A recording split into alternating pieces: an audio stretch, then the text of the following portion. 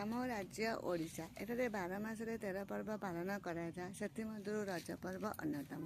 रज पर्वर विशेषत्व है रज दोली रज पान और पोड़पिठा। रज पर्व आम ओडिशा 3 दिन धरी पालन कराए से प्रथम दिन को प्रथम रज मझी दिन को रज संक्रांति शेष रज को भूमिदहन कहुए। ओडिशा तार कला संस्कृति स्वतंत्र स्थान अधिकार करें। आमे पिलारू बुढ़ा पर्यंत समस्ते ए रज पर्व को अति आनंद उल्लास पालन करें। रज 3 दिन नारी मैंने विश्राम करी पादरे भूमि माँ को कष्ट न हो बोले कि झील मैंने पादरे कदली पटुआ पिंधि चली था, पान खाती, दोली खेलती।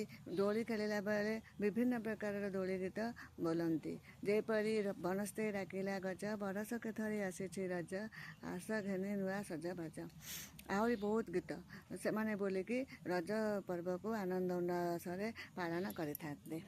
झील मैंने किसी काम न करी घर को घर बुली पिठा पणा खाई दिन सारा कटे था। 3 दिन बहुत धूमधाम रज पर्व पालन कराए। आम भूमि माँ को सम्मान दे 3 दिन चाषी मैंने किसी काम कर न था।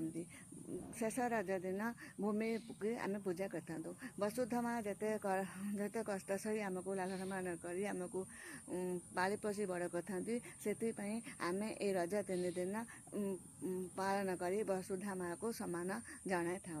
रज पर्वर मुख्य आकर्षण है रज दोली रज पान एवं रज गीत।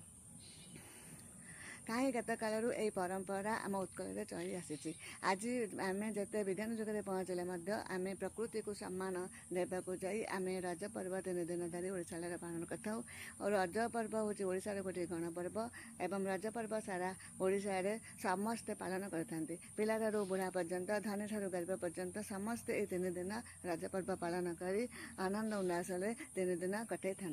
चाषी मैंने चाष कार्य निवृत्त रही आनंद उल्लास बंधु बांधव गहण से मस्कुल था। पुओ पिला माने रज दोली बांधि देते ताश पशा आदि खेल मस्कुल होता। झील मानू से रज दोली खेल साहाय्य करते। झील मैंने नुआ वस्त्र पिंधि पादरे अलता पिंधि मुंडे चंदन टीपा पिंधि पान खाई पोड़ पिठा खाई 3 दिन को पालन करते। आमे जिते विज्ञान जुगे पहुँचले रज पर्व आम पालन करता और भूमि माता को सम्मान देवाक जाई यही पर्व पालन करता। यही पर्वर मुख्य लक्ष्य है प्रकृति को सम्मान देवा।